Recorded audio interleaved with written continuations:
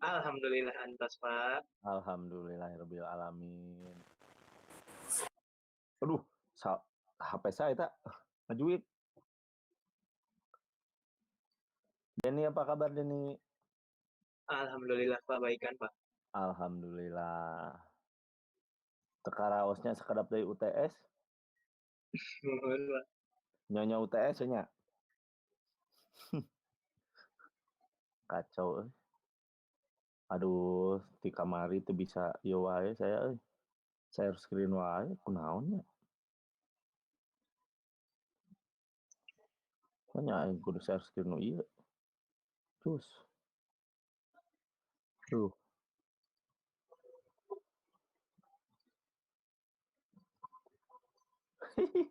Salah. Kira-kira.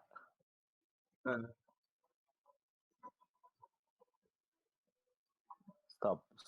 Screenshot. Screenshot.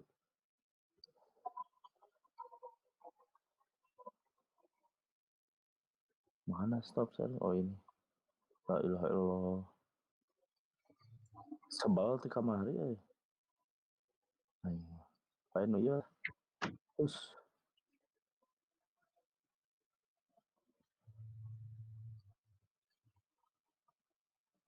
Iya. Iya.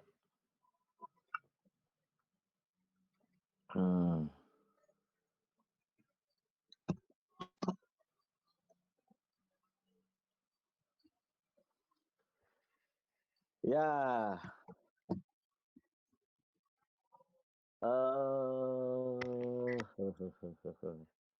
Hari ini ada pertemuan ke-6 ya.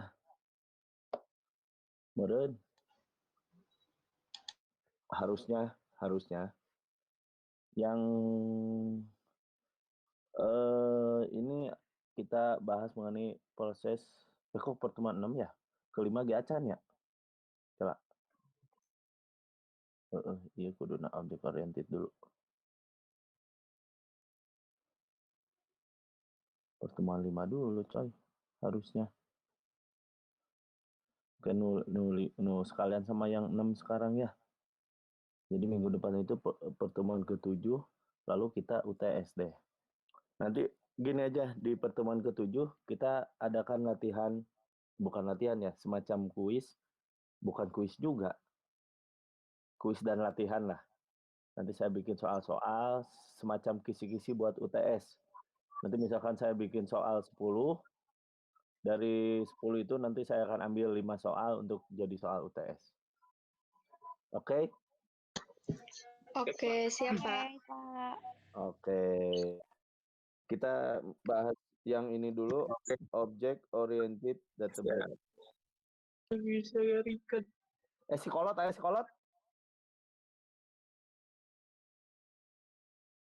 Pilot? Aya, Pak. Itu aya di mana, Pak? Keur syuting saya teh. Aduh, psikolog. Indah ada Indah. Indah hadir Ada Indah. Bapak, ada. Indah, sehat Indah. Alhamdulillah Pak. Iqbal Bapaknya aman. sehat. Bapak sehat. Iqbal aman Iqbal? Aman Pak. Alhamdulillah. Nggak sakit Iqbal? Udah sembuh Pak. Alhamdulillah. Aman berarti ya? Ya Pak, alhamdulillah. Ini udah hadir semua kan? Belum? Anggap aja udah hadir semua ya. Oke, kita ke object oriented database. Ini ada pengertiannya. Object oriented itu adalah salah satu jenis database di mana data direpresentasikan dalam objek. Ya, ini nyambung sama yang kemarin-kemarin. Object oriented database merupakan sebuah sistem database yang menggabungkan semua konsep penting dari object oriented. Nah, ini silakan nanti dibaca-baca, dijelaskan juga percuma karena sudah fix. Ada kelebihannya, desain yang indah, bukan indah ya, desainnya enak dilihat gitu maksudnya. Penyederhanaan dalam pembuatan aplikasi, kinerjanya pasti tangguh. Nah, ini kelemahannya. Kelemahan dari OOD Database itu yaitu tight coupling, kurangnya dukungan platform, sulit bermigrasi, kebutuhan keterampilan, query-nya yang kompleks. Ya, itu nanti dibaca-baca. Saya nggak akan lama lagi. Kita sebentar saja. Ini ada beberapa perkembangan dari aplikasi basis data. Yang pertama, Computer Aided Design, CAD. Yang kedua, CAM. Ketiga, CASE. Yang keempat, ada CAP, database, menyimpan data kompleks. Yang kelima itu ada Office Automation. Nah, nanti ini dibaca-baca juga, siapa tahu keluar nanti pas minggu depan kita semacam kuis ya. Kuis yang bebas. Kuis tapi bebas. Kumanya. Usahakan kerjakan dulu aja sendiri lah. Ya, kuisnya minggu depan. Oke. Object Oriented Database memiliki beberapa konsep, diantaranya kenyataan dalam dunia direpresentasikan sebagai objek. Terus selanjutnya setiap objek memiliki state atau nilai dan behavior. Ya, behavior itu apa? Sebuah kebiasaan. Objek yang memiliki kesamaan state dan behavior dikelompokkan dalam satu kelas yang sama. Setiap objek bla bla bla bla bla bla. Dalam paradigma objek adalah representasi sebuah entitas yang memiliki makna tertentu yang menjadi perhatian si pemandang. Objek memiliki abstraksi tertentu. Contoh, dalam sistem akademik di kampus, beberapa kandidat objek adalah mahasiswa, dosen, kelas, mata kuliah, kurikulum, praktikum, dan lain sebagainya. Jadi objek itu merupakan kalau dalam ini mah apa ya? Gimana cara jelasinnya ya?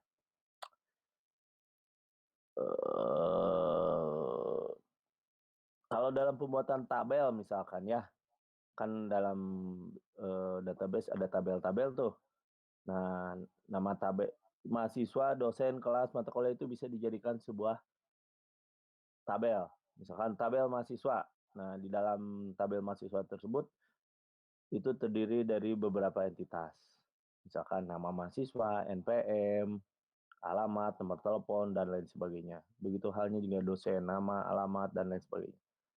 Itu entitas, kalau objek berarti huluna lah kepalanya ya. Objek dapat menerima pesan. Objek bersifat independen. Tiap objek dapat dipandang sebagai sebuah entitas mandiri yang memiliki peran atau tanggung jawab tertentu. Nah, mahasiswa-mahasiswa, dosen-dosen, kelas-kelas kan beda ya masing-masing. Konsep objek oriented. Konsep objek oriented lebih menekan pada konsep-konsep berhitung. Kelas, objek, abstraksi, enkapsulasi, polimorfisme, metode, objek, atribut, identitas, pesan. Nah, kelas merupakan kumpulan atas definisi data dan fungsi-fungsi dalam suatu unit untuk tujuan tertentu.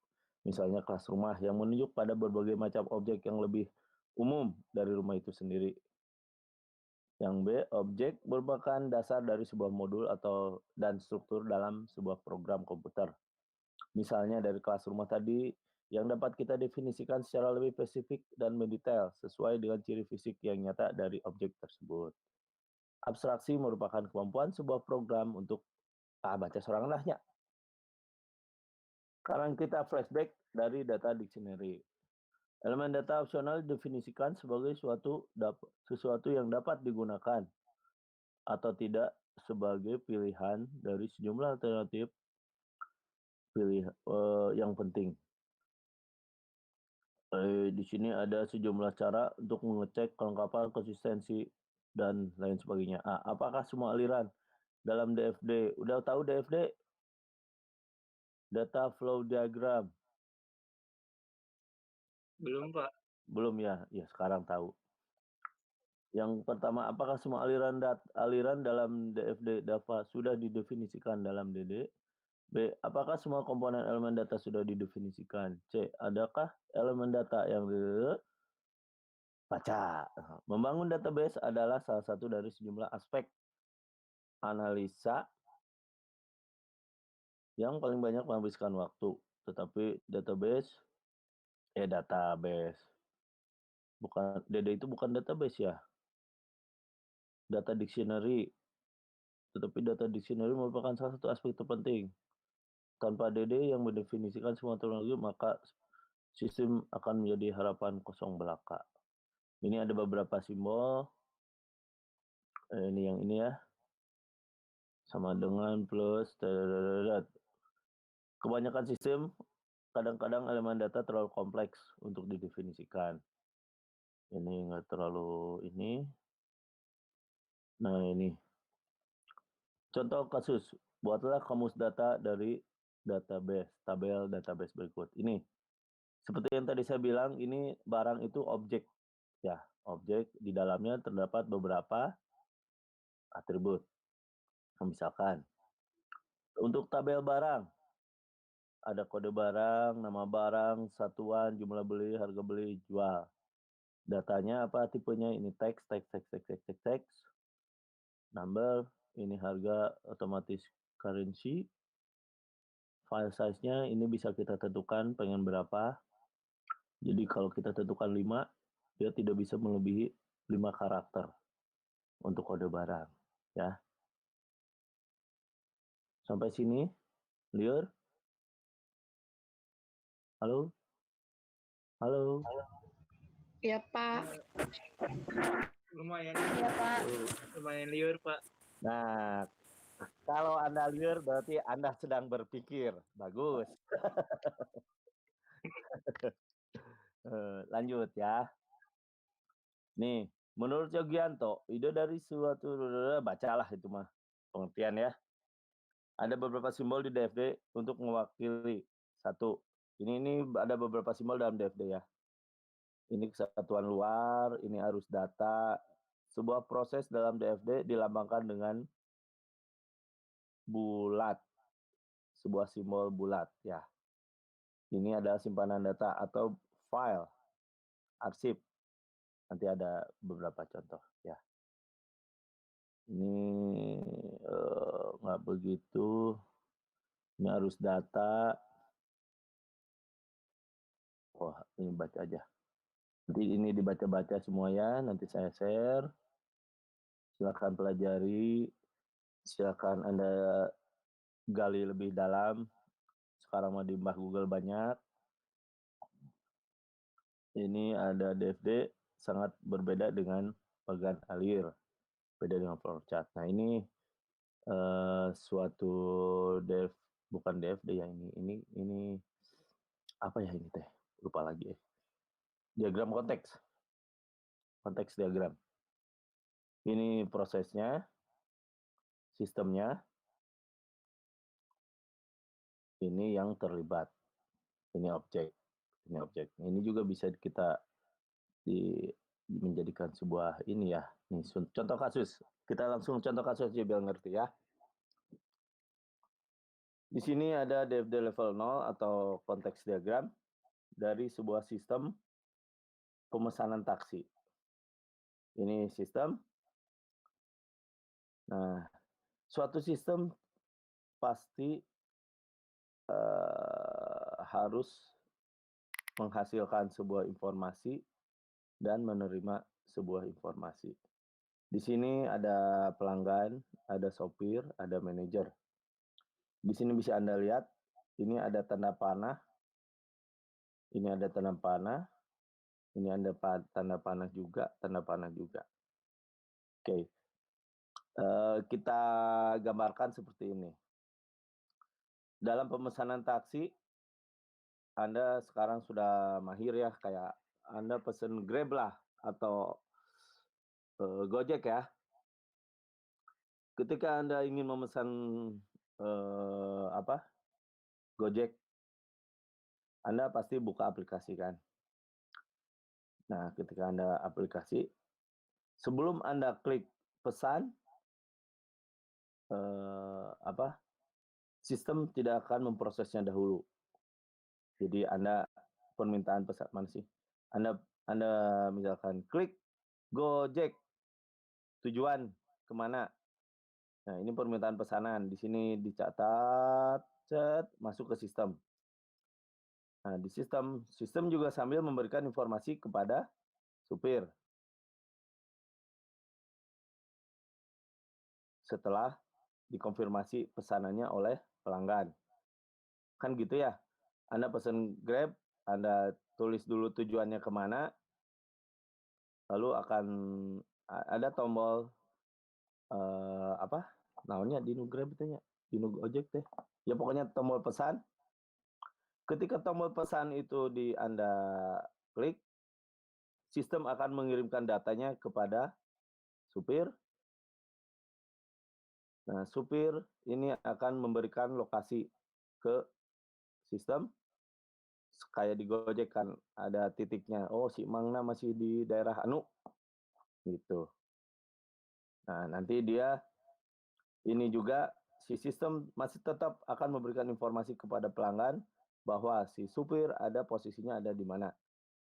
Nah, kalau manajer ini biasalah top manajemen, semua sistem akan menghasilkan sebuah laporan. Karena sistem dibuat untuk mempermudah segala sesuatunya ya, termasuk untuk laporan. Ini DFD level 0. Nah, ada DFD level satunya. Jadi DFD itu ada bisa sampai DFD level 1, 2, bahkan 3. Itu yang rumit ya. Kita sampai ke DFD level 1 aja lah. Ini contoh. Pelanggan. Ini dari yang kalau kita uraikan ya, semua sistem yang ini nih. Nah, ini di sini ini kita uraikan ke sini. Dalam sistem ini proses 3, 4 ya. Kalau dari sini simpelnya ke dia. Hasilkan dia. 0 atau konteks diagram. Ya, proses kapan rumitannya. Ini mungkin ada 1, 2, 3, 4.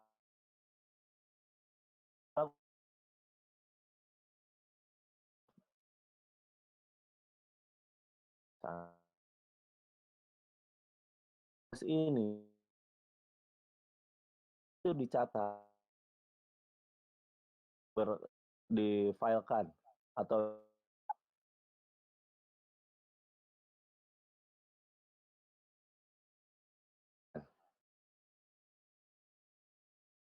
lalu di ini ada panah bolak-balik ya. Bolak-balik. Jadi dia ke sini, ini ke sini. Jadi ini pesan ke sini, mengirimkan. Nih data pelanggannya yang pesan misalkan ini ada Denny. Denny memesan taksi. Tadi ini kita kasusnya taksi ya. Denny pesan taksi. Oke. Setelah Denny mengkonfirmasi pesanan, Denny akan dicatat pelanggan. Data pelanggannya siapa? Denny misalkan. Kalau pakai akun Denny. Nah, data pemesanan ini akan dikirimkan ke sini. Setelah dicatat, setelah direkam, direcord, akan dikirim ke sini.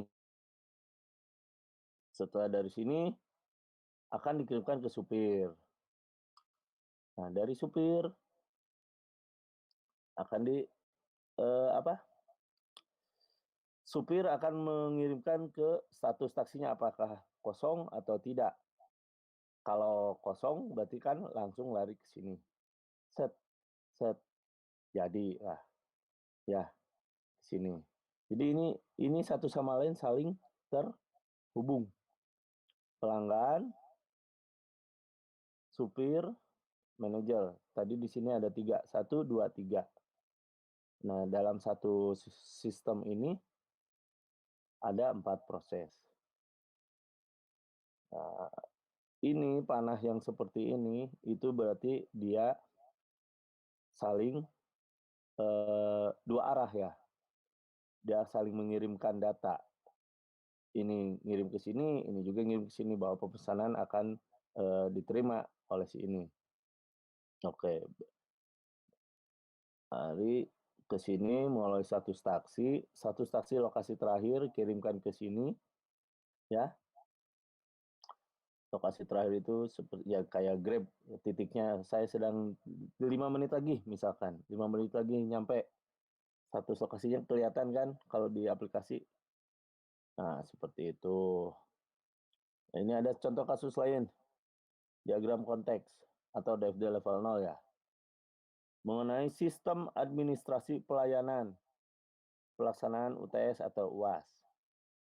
Nah, mahasiswa memberikan persyaratan, ya, kan mahasiswa tidak bisa ikut UTS ketika beberapa persyaratan administrasi belum terpenuhi. Ini mahasiswa mengirimkan data-data persyaratan, masukkan setelah dikelola oleh sistem, maka sistem akan menghasilkan atau memberikan informasi ini, kwitansi pembayaran, kalau nunggis bayar, kartu ujian, dan hasil nilai ujian. Sistem akan memberikan laporan hasil ujian kepada direktur, misalkan, atau dalam kode nama bukan direktur ya, Rektor. Kaprodi, Benar, Pak.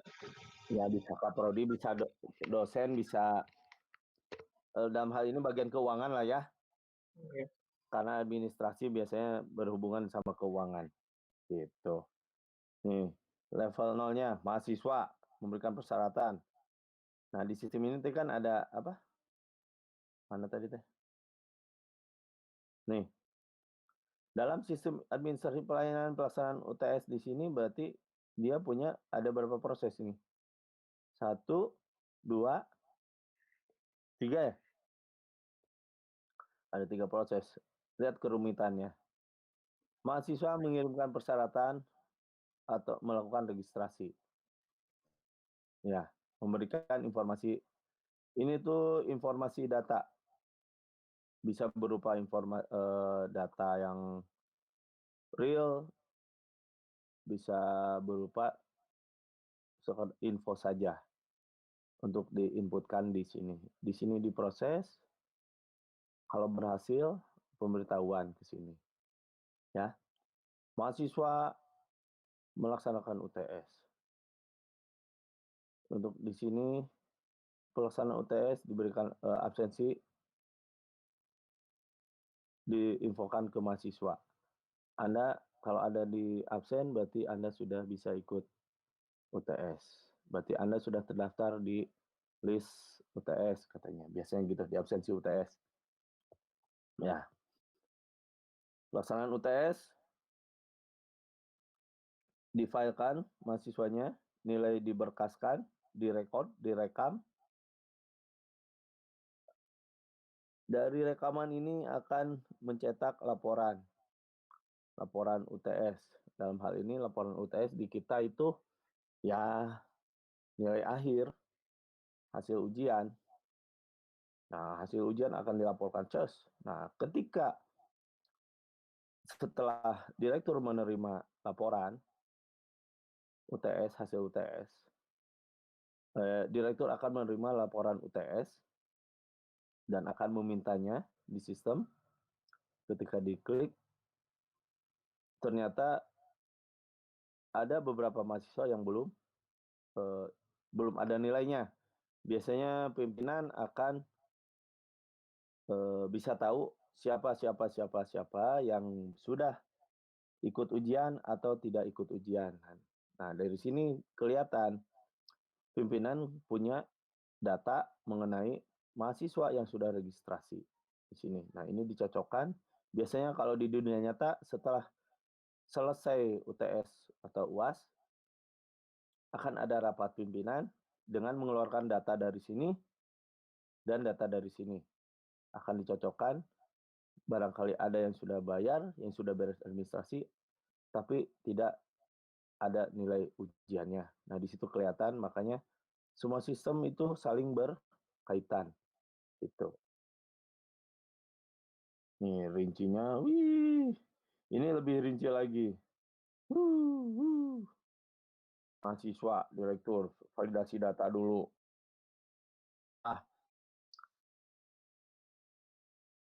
Peduli mana fakultas naon, seperti itu.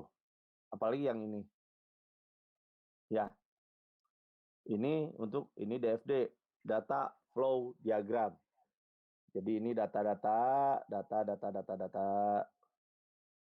Ini juga berupa data. Ini berupa record dari beberapa data si ini. Nah, ini tadi yang lebih rinci lagi ya. Dari proses registrasi itu ini untuk proses registrasi. Yang ini di dalam registrasi itu ada ini. Ada validasi data mahasiswa, entry data mahasiswa, data jurusan, baru bisa cetak kartu ujian. Jadi kalau di sini kelihatannya simpel, cuma cukup registrasi langsung. Tapi dalam proses ini ada proses lagi. Paham ya? Kudu lah. Halo? Halo, Pak. Halo, Pak. Iya, Pak. Paham, Pak. Aduh. Sebentar, ini ada yang nge-WA. Saya jawab dulu ya, nggak enak kalau nggak dijawab. Enggak, Pak, enggak. Alhamdulillah. Ini ada yang nge-WA ke saya. Kakaknya Indah. Ya, tadinya ini ada tugas. Ya, ada tugas. Tapi saya kira untuk tugas gini aja deh. Ini ada berapa orang? Halo? Hadir, Pak. Hitung dulu, Pak. 18, Pak. Ada berapa orang? 18. Di sini 18 yang hadir 17, Pak. Oh, 17. 18 sama Bapak. 18 sama Bapak ya. Oh, Bapak ada 2 kan di sini ya. Gini, tugasnya kita simpel aja ya. Ini ada beberapa sistem, ada 21 ya. Tugas Anda bukan membuat sistem. Bukan membuat database. Tugas Anda melakukan analisis. Tugas Anda melakukan analisis, tapi nggak usah ke lokasi ya, misalkan sistem pembuatan SIM atau KTP, Anda datang ke Polres, tahapannya apa aja, atau apa saja data yang diperlukan, tidak. Anda bayangkan saja misalkan sistem penerimaan mahasiswa baru. Salah satu contoh misalkan, sistem penerimaan siswa baru. Nah, Anda lakukan analisis, Anda tulis Anda tulis proses apa saja yang ada di sistem penerimaan siswa baru. Contoh, kayak tadi registrasi, terus setelah registrasi ada ujian kan? Ya, halo? Iya, Pak. Berarti Pak. dibuat Ada. kayak tadi kan, Pak, di apa? DFD level 0 atau level 1-nya. Gini. Kalau Anda mau dibuat seperti ini silakan, nggak apa-apa. Misalkan gini ya. Gini aja lah. Anda bikin DFD level 0-nya saja. Yang ininya aja ya. Kelihatan kan? Siap, Pak. Kelihatan, Pak. Iya, Pak, siap. Misalkan sistem pembuatan SIM. Siapa saja yang terlibat dalam pembuatan SIM misalkan. Ini tentu polisi, misalnya polisi. Anda Pelanggan. Ini pelanggan lah ya. Ini pelanggan. Ini kepolisian ya kan? Iya, Ya. Pak. Ya, simpel kan cuma pelanggan polisian.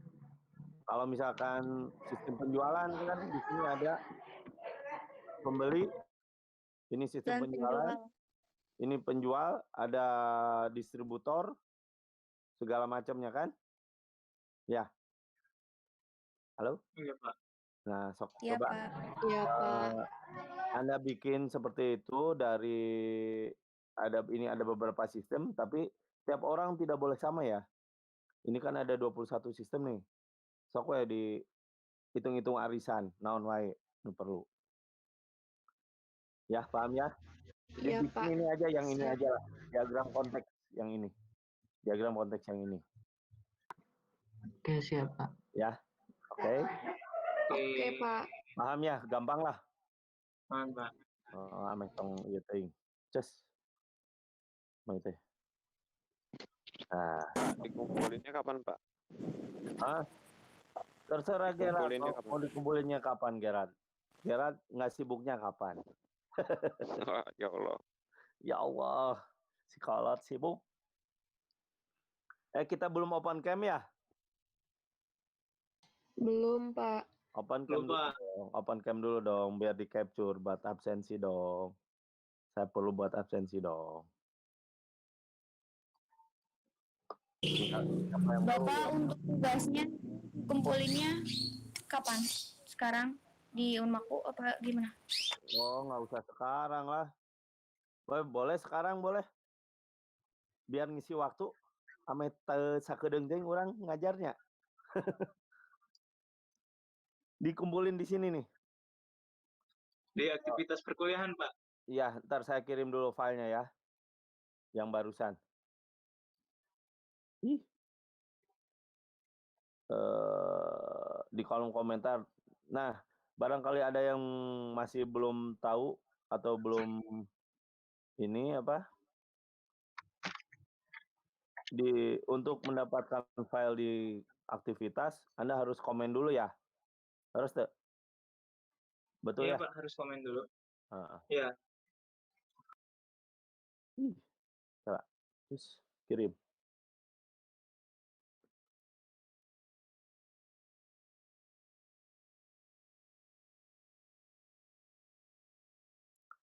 Ini siapa yang belum open cam? Siapa MM? Denny Ahmad Gojali. Oh iya mah urang ya. Siap ya. Kita capture dulu.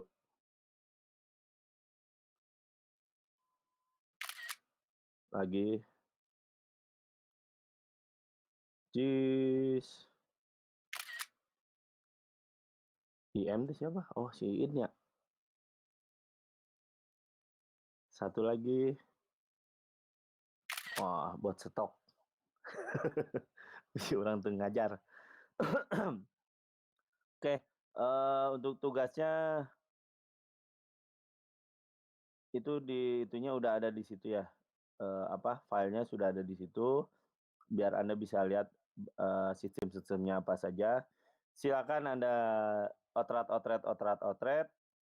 Boleh tulis tangan, foto, kirim ke sini ya. Bisa kan ngirim foto di itu ya? Halo? Bisa, Pak.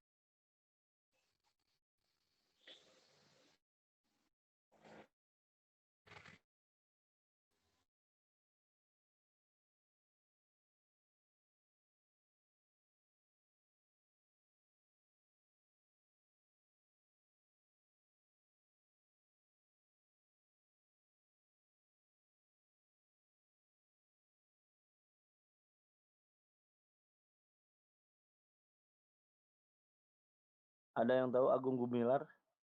Yang mana? Kurang tahu, Pak. Di sininya 15 ya? Iya. Kemana sih Agung? Semester 8, Pak. Hah? 15? MPM 15 Mas, semester 5. Semester